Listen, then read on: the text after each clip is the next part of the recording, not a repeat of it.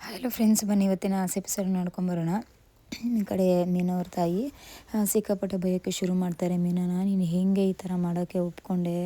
ಅವ್ರು ನೀನು ಎಷ್ಟು ನಂಬಿದ್ರು, ನನ್ನ ಹೆಂಡ್ತಿ ಅಂದ್ಬಿಟ್ಟು ತಲೆ ಮೇಲೆ ಕೂರಿಸ್ಕೊಂಡಿದ್ರು. ಆದರೂ ಕೊನೆಗೆ ನಿನ್ನ ಕ್ಷಮಿಸ್ತಾ ಇದ್ದಾರೆ ಅಂತಂದರೆ ಅದು ನೀನು ಅರ್ಥ ಮಾಡ್ಕೊಬೇಕು. ಅವ್ರು ಒಳ್ಳೆತನ ಅಂತ ಹೇಳಿ ಮಾತಾಡೋಕ್ಕೆ ಶುರು ಮಾಡ್ತಾರೆ. ಅದೇ ಟೈಮಿಗೆ ಈ ಕಡೆ ಮಂಜು, ಅಕ್ಕ ನೀನು ಈ ಥರ ಮಾಡಬಾರ್ದಿತ್ತಕ್ಕ, ತುಂಬ ದೊಡ್ಡ ತಪ್ಪು ಮಾಡಿಬಿಟ್ಟೆ. ಅಟ್ಲೀಸ್ಟ್ ಒಂದು ಮಾತು ಹೇಳ್ಬೇಕಿತ್ತು ಬಾವಾಗೆ ನೀವು ಅಂತ ಹೇಳಿ ಅಂತ ಇದ್ದ. ಹೇಳ್ಬೇಕು ಅಂದ್ಕೊಂಡೆ ಮಂಜು, ಆದರೆ ಏನು ಮಾಡೋದು, ನನ್ನ ಪರಿಸ್ಥಿತಿ ಆ ಥರ ಇದೆ.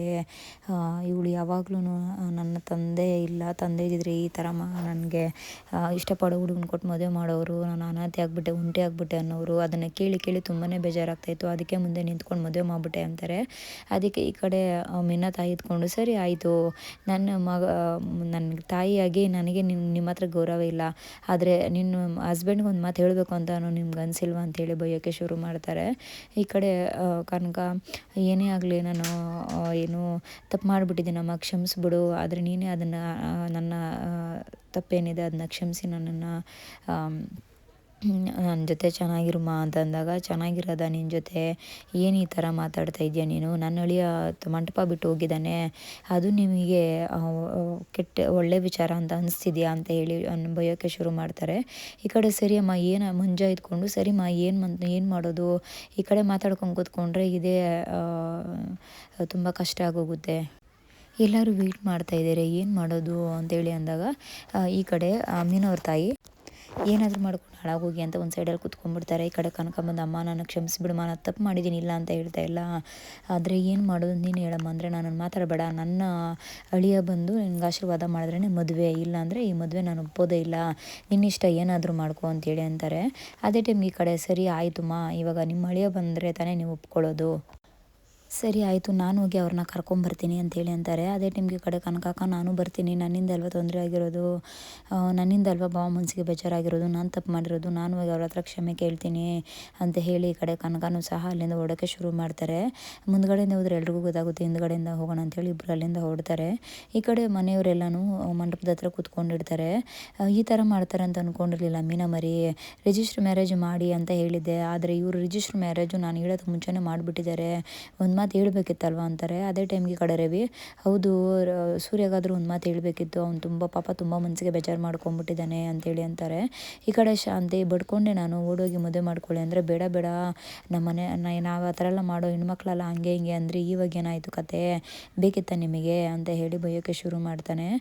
ಈ ಕಡೆ ಹುಡುಗ ಕಡೆಯವ್ರನ್ನ, ಬೇಡ ಅಂತ ಮೊದಲೇ ನಾನು ಹೇಳಿದೆ, ಈ ಮನೆಯಲ್ಲಿ ಹುಡುಗಿನ ತೊಗೋಬೇಡಿ, ಸರಿಯಿಲ್ಲ, ಅವರು ತುಂಬ ಯಾಮಾರಿಸ್ತಾರೆ ನಿಮ್ಮನ್ನು ಅಂತಂದೆ, ಕೇಳಲೇ ಇಲ್ಲ, ಇವಾಗ ನೋಡಿ ಎಂಥ ಗತಿ ಆಯಿತು, ಏನಾಯಿತು ಅಂತ ಹೇಳಿ ಶಾಂತಿ ಬೈಯೋಕ್ಕೆ ಶುರು ಮಾಡ್ತಾಳೆ. ಕಡೆ ರಂಗನಾಥ್, ಯಾವ ಟೈಮ್ಗೆ ಏನು ಮಾತಾಡ್ಬೇಕಂತ ಗೊತ್ತಾಗೋದಿಲ್ಲ, ಬಾಯಿ ಮುಚ್ಕೊಂಡು ಸುಮ್ಮನೆ ಇರು, ನೀನು ಹೊಗಳೋಕಿಲ್ಲಿ ಮನೆ ಅಲ್ಲ ಇದು, ಮಂಟಪದಲ್ಲಿ ನಿಂತಿದ್ದೀರಿ ನಾವು ಅಂತೇಳಿ ಅಂತಾರೆ.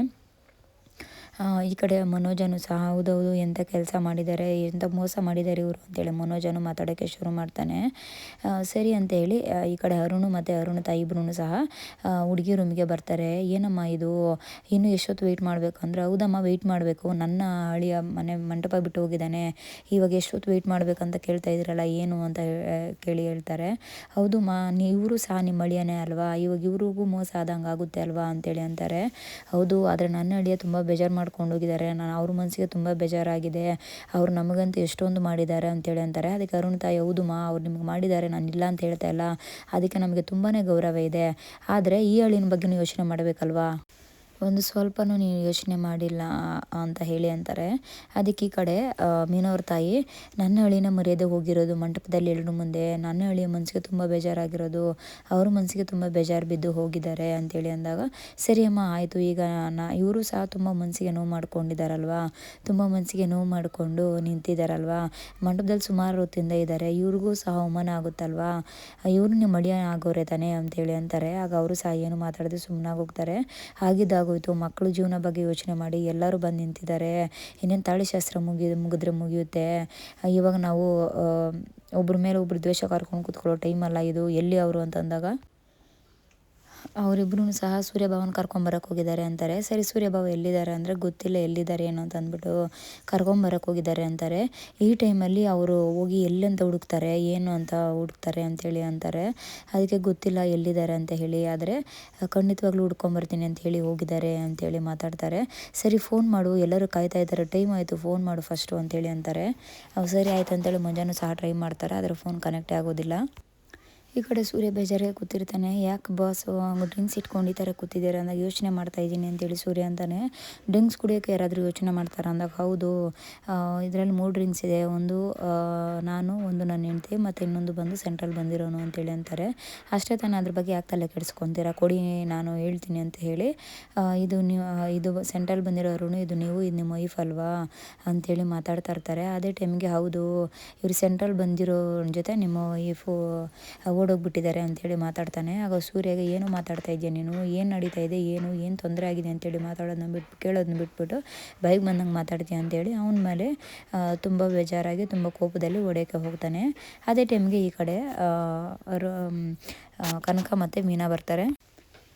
ನೀವು ಹೆಂಗೆ ಬಂದ್ರಿ ಇಲ್ಲಿ ಅಂದ್ರೆ, ಮತ್ತು ಇನ್ನೇನು ರೀ ನೀವಿಲ್ಲ ಅಂದರೆ ಹೆಂಗ್ರಿ ಮದುವೆ ನಡೆಯುತ್ತೆ, ದಯವಿಟ್ಟು ಬನ್ನಿ ಅಂದಾಗ, ಮದುವೆ ನಡೆಯುತ್ತಾ, ಆಲ್ರೆಡಿ ಮದುವೆ ಆಗಿದೆಯಲ್ಲ, ಮತ್ತು ನಾನು ಯಾಕೆ ಮದುವೆ ಬಂದು ಮಾಡಬೇಕು ಅಂತೇಳಿ ಅಂತಾರೆ. ರೀ ಅದು ಬೇಕಂತ ಮಾಡಿಲ್ಲ ರೀ, ಬೈ ಮಿಸ್ಸಾಗಿ ಆಗೋಯ್ತು ರೀ, ಆ ಟೈಮಲ್ಲಿ ಏನು ಮಾಡಬೇಕು ಅಂತ ಗೊತ್ತಾಗಲಿಲ್ಲ, ಅದಕ್ಕೋಸ್ಕರ ಮದುವೆ ನಿಂತು ಮಾಡಿಬಿಟ್ಟೆ, ದಯವಿಟ್ಟು ನನಗೆ ಕ್ಷಮಿಸ್ರಿ, ಬನ್ನಿರಿ ಅಂತಂದಾಗ ನಾನು ಬರೋದಿಲ್ಲ, ಯಾಕೆ ಬರಬೇಕು ನಾನು ಅಂತೇಳಿ ಅಂತಾರೆ. ಅದಕ್ಕೆ ಈ ಕಡೆ ಕನಕ ಭಾವ ಬನ್ನಿ ಭಾವ, ನೀವು ಬಂದು ಅಕ್ಷತೆ ಕಳಾಕೋವರೆಗೂ ಆಶೀರ್ವಾದ ಮಾಡ್ರೆ ಈ ಮದುವೆ, ಇಲ್ಲಾಂದರೆ ನಾವು ಮಾಡ್ಕೊಳ್ಳಲ್ಲ ಅಂದಾಗ, ಭಾವನ ಯಾವ ಭಾವನಮ್ಮ ನಿನಗೆ, ಭಾವ ಅಂದ ಪದದ ಅರ್ಥ ಗೊತ್ತಾ ನಿನಗೆ, ಭಾವ ಅಂದರೆ ಎಲ್ಲ ತವರು ಮನೇನ ತನ್ನ ಮನೆ ಥರ ನೋಡಿಕೊಂಡು ತಂದೆ ತಾಯಿ ಜಾಗದಲ್ಲಿ ನಿಂತು ನೋಡ್ಕೊಳ್ಳೋರು, ಆದರೆ ನೀನೇನು ಮಾಡಿದೆ, ನನಗೆ ಮೋಸ ಮಾಡಿದೆ ಅಂತೇಳಿ ಅಂತಾರೆ. ಭಾವ ನಾನು ಬೇಕು ಅಂತ ಮಾಡಿಲ್ಲ, ಇದರಲ್ಲಿ ಅಕ್ಕ ತಪ್ಪೇನೂ ಇಲ್ಲ, ನಾನೇ ಬಲವಂತ ಮಾಡಿದ್ದು, ನೀವೆಲ್ಲೂ ಒಪ್ಕೊಳ್ಳೋದಿಲ್ವ ಅಂತೇಳಿ ನಾನು ಬಲವಂತ ಮಾಡಿದೆ, ಅದಕ್ಕೆ ಅಕ್ಕ ಮುಂದೆ ನಿಂತ್ಕೊಂಡು ಮದುವೆ ಮಾಡಿದ್ರು, ದಯವಿಟ್ಟು ಕ್ಷಮಿಸಿಬಿಡಿ ಭಾವ ಅಂತಂದಾಗ, ಕ್ಷಮೆ ಖಂಡಿತವಾಗ್ಲೂ ಇಲ್ಲ, ನೀನು ಗೊತ್ತಿಲ್ದಿರ ಹೇಳಿದೆ ಸರಿ, ಆದರೆ ನನ್ನ ಹೆಂಡತಿ ಕೈ ಹಿಡ್ಕೊಂಡು ಬಂದಿರೋ ನನ್ನ ಹೆಂಡ್ತಿನೇ ನನಗೆ ಮೋಸ ಮಾಡಿಬಿಟ್ಲು, ಯಾಕೆ ನನ್ನ ಹತ್ರ ಸುಳ್ಳು ಹೇಳ್ಬೇಕಿತ್ತು, ಒಂದೇ ಒಂದು ಮಾತು ನಂಗೆ ನಿಜ ಹೇಳಿದರೆ ನಾನು ಯಾಕೆ ಇಷ್ಟೊಂದೆಲ್ಲ ಖರ್ಚು ಮಾಡಿ ಮದುವೆ ಮಾಡಬೇಕಿತ್ತು, ನಾನು ಆರಾಮಾಗಿ ಸೈಲೆಂಟಾಗಿ ಇದ್ಕೊತಾ ಇದ್ನಲ್ವ ಅಂತೇಳಿ ಸೂರ್ಯ ಅಂತಾನೆ. ರೀ ಆಗೋಯ್ತು ರೀ, ದಯವಿಟ್ಟು ನನ್ನ ಕ್ಷಮಿಸಿಬಿಡಿ, ಬನ್ನಿರಿ ಎಲ್ಲರೂ ವೆಯ್ಟ್ ಮಾಡ್ತಾ ಇದ್ದಾರೆ ಅಂದಾಗ, ನೀವಿಲ್ಲೇ 2-3 ದಿವಸ ಇದ್ದರೂ ಸಹ ನಾನು ಬರೋದಿಲ್ಲ ಅಂತಂದಮೇಲೆ ಬರೋದಿಲ್ಲ, ನೀವೇ ನಿಮಗೇನು ಬೇಕೋ ಅದನ್ನ ಮಾಡ್ಕೊ ಹೋಗಿ, ನನ್ನ ಅವಶ್ಯಕತೆ ಏನಿದೆ ನಿಮಗೆ ಅಂತೇಳಿ ಅಂತಾನೆ. ಈ ಕಡೆ ಅರುಣ್ ಅವರೆಲ್ಲ ಬಂದು ಆಚೆ ವೆಯ್ಟ್ ಮಾಡ್ತಾ ಇರ್ತಾರೆ. ಫೋನ್ ಮಾಡೋವ್ರಿಗೆ ಅಂದಾಗೆ ಕಾಲ್ ಮಾಡ್ತಾಯಿದ್ದೀನಿ, ಕಾಲ್ ಪಿಕ್ಕೇ ಮಾಡ್ತಾಯಿಲ್ಲ ಅವರು ಅಂಥೇಳಿ ಮಾತಾಡ್ತಾರೆ. ಅದಕ್ಕೆ ಏನಕ್ಕೆ ಅಲ್ಲ, ನನ್ನ ಒಂದು ಮಾತು ಹೇಳ್ದಿರ ಹೆಂಗೆ ಹೋದ್ಲು ಅವಳು ಅಂತೇಳಿ ಈ ಕಡೆ ಅರುಣ್ ಅಂತಾನೆ. ಹೌದಪ್ಪ, ರಿಜಿಸ್ಟರ್ ಮ್ಯಾರೇಜ್ ಮಾಡ್ಕೊಂಡು 1 ವಾರ ಆಯಿತು, 1 ವಾರಕ್ಕೆ ಹೆಂಗೆ ಹೋದ್ನು ಅಂತೇಳಿ ಕೇಳ್ತಾ ಇದೆಯಾ, ಅಂಥದ್ರಲ್ಲಿ ಮೀನಾ ಅವ್ರ ಜೊತೆ ಸಂಸಾರ ಮಾಡಿ 2 ವರ್ಷ ಆಯಿತು, ಈ 2 ವರ್ಷದಿಂದ ಜೊತೆಗೆ ಸಂಸಾರ ಮಾಡ್ತಾಯಿದ್ದಾರೆ, ಅಂಥದ್ರಲ್ಲಿ ಹೆಂಡ್ತಿ ಮಾತು ಹೇಳ್ದಿರ ರಿಜಿಸ್ಟರ್ ಮ್ಯಾರೇಜ್ ಮಾಡಿದ್ದಾರೆ ಅಂದರೆ ಹೆಂಗಿರುತ್ತೆ, ಅದ್ರ ಬಗ್ಗೆ ಯೋಚನೆ ಮಾಡಿದ್ದೀರಾ ಅಂತೇಳಿ ಮಾತಾಡ್ತಾರೆ. ಆಗ ಇವ್ರೇನು ಮಾತಾಡದೆ ಸೈಲೆಂಟಾಗಿ ಹೋಗ್ತಾರೆ. ಸರಿ ಆಯಿತು ಮಂಜ ಈ ಕಡೆ, ಅಲ್ಲ ಭಾವ ಒಂದೇ ಒಂದು ಮಾತು, ಇಲ್ಲಿಗೆ ಬಂದಮೇಲೆ ಏನಾದರೂ ಹೇಳ್ಬೇಕಂತ ಅನಿಸಿಲ್ವಾ ಅಂತಂದಾಗ, ಸರಿ ಆಯಿತು ನನಗೆ ಹೇಳಿಲ್ಲ, ನಾನು ತಪ್ಪು ಒಪ್ಕೊತೀನಿ, ನನಗೆ ನನ್ನ ತಾಯಿ ಬಿಟ್ಟರೆ ಬೇರೆ ಯಾರೂ ಇಲ್ಲ, ನನ್ನ ತಾಯಿನ ಹೇಳ್ದಿರನೇ ನಾನು ಮದುವೆ ಮಾಡ್ಕೊಂಡಿದ್ದೀನಿ ಅಂದರೆ ನಿಮಗೆ ಮೋಸ ಮಾಡಬೇಕು ಅಂತ ಅಲ್ಲ, ಮದುವೆ ಆದಮೇಲೂ ನಾನು ಕನಕನ ಮನೆ ಕರ್ಕೊಂಡು ಹೋಗ್ಬೋದಿತ್ತಲ್ಲ, ಯಾಕೆ ಕರ್ಕೊಂಡೋಗಿಲ್ಲ, ನಿಮ್ಮ ಮನೆಯಲ್ಲೇ ಇದ್ದು ಮದುವೆ ಆದಮೇಲೆ ನಾವು ಅವ್ರನ್ನ ಒಪ್ಪಿಸಿ ಅದಾದಮೇಲೆ ಮದುವೆ ಮಾಡ್ಕೊಬೇಕು, ಮನೆ ಕರ್ಕೊಂಡು ಹೋಗ್ಬೇಕಂತಲೇ ನಾನು ಬಿಟ್ಟಿದ್ದು, ಅಲ್ಲಿಗೆ ನಾನು ಕರ್ಕೊಂಡು ಹೋಗ್ಬೋದಿತ್ತಲ್ಲ, ಯಾಕೆ ಕರ್ಕೊಂಡೋಗಿಲ್ಲ, ಅಷ್ಟು ಮಾತ್ರ ಗೊತ್ತಾಗೋದಿಲ್ವ ನಿಮಗೆ ಅಂತೇಳಿ ಅಂತಾರೆ. ನಾನೇನೋ ದೊಡ್ಡ ತಪ್ಪು ಮಾಡಿರೋ ಥರ ಆಡ್ತಾ ಇದ್ದೀರಲ್ಲ, ನಾನು ನಾಳೆ ದಿವಸ ನಿಮ್ಮ ಫ್ಯಾಮಿಲಿ ಆಗೋರಲ್ಲ, ನಿಮಗಾದರೂ ಅಕ್ಕ ತಮ್ಮ ಅಣ್ಣ ಅಂತಿದ್ದೀರ, ನನಗೆ ನಮ್ಮ ತಾಯಿ ಬಿಟ್ಟರೆ ಬೇರೆ ಯಾರೂ ಇಲ್ಲ, ನಾನೇನು ಮಾಡಬೇಕು ಅಂತೇಳಿ ಅಂತಾರೆ. ಮೊದಲು ಫೋನ್ ಮಾಡು, ಎಲ್ಲರೂ ಕಾಯ್ತಾ ಇದ್ದಾರೆ ಅಲ್ಲಿ, ನನಗೆ ಅವಮಾನ ಆದರೆ ಪರವಾಗಿಲ್ಲ, ಎಷ್ಟು ಜನ ಇದ್ದಾರೆ ಅವ್ರ ಮುಂದೆ ನನಗೆ ಅವಮಾನ ಆದರೆ ಪರವಾಗಿಲ್ಲ, ಎಷ್ಟೊತ್ತಿಂದ ನಾನು ವೆಯ್ಟ್ ಮಾಡ್ತಾ ಇದ್ದೀನಿ, ಫೋನ್ ಮಾಡಿ ಮೊದಲು ಬರೋಕೆ ಹೇಳು ಅಂತ ಹೇಳಿ ಅಂತಾರೆ. ಸರಿ ಆಯಿತು ಅಂತ ಹೇಳಿ ಈ ಕಡೆ ಮುಂಜೆ ಕಾಲ್ ಮಾಡಿದ್ರು, ಅವ್ರಿಗೆ ಕಾಲೇ ಕನೆಕ್ಟ್ ಆಗೋದಿಲ್ಲ. ಈ ಕಡೆ ಮೀನಾ ಕನಕ ಎಷ್ಟೇ ಕನ್ವಿನ್ಸ್ ಆಗ್ತಾನೆ ಇರೋದಿಲ್ಲ. ಸೂರ್ಯ ಯಾಕ್ರಿ ಇದ್ದೀರಾ ಅಂತ ಅಂದಾಗ, ನೀನು ಹೆಂಡ್ತಿಯಾಗಿ ನನಗೆ ಮೋಸ ಮಾಡ್ಬೋದು, ಆದರೆ ನಾನು ಮಗನಾಗಿ ನನ್ನ ತಂದೆಗೆ ಮೋಸ ಮಾಡೋಕ್ಕಾಗೋದಿಲ್ಲ, ಯಾವುದೇ ಕಾರಣಕ್ಕೂ ನಾನು ಕುಡಿಯೋದಿಲ್ಲ, ಮದುವೆಯಲ್ಲಿ ಯಾವುದೇ ಕಾರಣಕ್ಕೂ ನನ್ನಿಂದ ತೊಂದರೆ ಆಗೋದಿಲ್ಲ ಅಂತೇಳಿ ನಮ್ಮ ಅಪ್ಪಗೆ ನಾನು ಮಾತು ಕೊಟ್ಟಿದ್ದೀನಿ, ನನ್ನ ಮಾತನ್ನು ನಾನು ಉಳಿಸ್ಕೊಬೇಕಲ್ವಾ, ಹೆಂಡ್ತಿಯಾಗಿ ನೀನು ಗಂಡನಿಗೆ ಮೋಸ ಮಾಡಿದೆ, ನಾನು ಆ ಥರ ಮೋಸ ಮಾಡೋಕ್ಕಾಗಲ್ಲ ಅಂದಾಗ, ಭಾವ ದಯವಿಟ್ಟು ಕ್ಷಮಿಸಿ ಭಾವ, ಬನ್ನಿ, ನಿಮ್ಮ ಆಶೀರ್ವಾದ ನೀವು ಇಲ್ದಿರ ಖಂಡಿತ ಖಂಡಿತವಾಗ್ಲೂ ನಾವು ಮದುವೆ ಮಾಡ್ಕೊಳ್ಳೋದೇ ಇಲ್ಲ. ನೀವು ಬರೋವರೆಗೂ ನಾನು ಎಲ್ಲೂ ಹೋಗಲ್ಲ, ನಾನು ಇಲ್ಲೇ ಇರ್ತೀನಿ. ನೀವು ಬಂದ್ರೇ ನಾನು ಮದುವೆ ಆಗೋದು, ಹಸೆಮಣೆ ಮೇಲೆ ಕುತ್ಕೊಳ್ಳೋದು ಅಂತೇಳಿ ಈ ಕಡೆ ಕನಕ ಮಾತಾಡೋಕ್ಕೆ ಶುರು ಮಾಡ್ತಾಳೆ. ಆದರೆ ನೀವೆಷ್ಟೇ ಕನ್ವಿನ್ಸ್ ಮಾಡಿದ್ರು ನಾನು ಕನ್ವಿನ್ಸ್ ಆಗೋದಿಲ್ಲ, ನಾನು ಬರೋದೇ ಇಲ್ಲ. ನನ್ನ ಮನ್ಸಿಗೆ ಅಷ್ಟು ನೋವಾಗಿದೆ. ಏನಕ್ಕೋಸ್ಕರ ನಾನು ಬರಬೇಕು, ನಾನು ಯಾರಂತ ಬರಬೇಕು, ಯಾವ್ರ ಸಂಬಂಧ ಅಂತ ಬರಬೇಕು. ಸಂಬಂಧಗಳಿಗೆ ಬೆಲೆ ಕೊಡೋರಾಗಿದ್ದರೆ ನನಗೆ ಯಾವತ್ತೂ ನೀವು ಹೇಳ್ತಾ ಇದ್ರಿ, ಇಂಥ ಕೆಲಸ ಎಲ್ಲ ಮಾಡ್ತಾ ಇರಲಿಲ್ಲ ಅಂತೇಳಿ ಈ ಕಡೆ ಸೂರ್ಯ ಅಂತಾನೆ.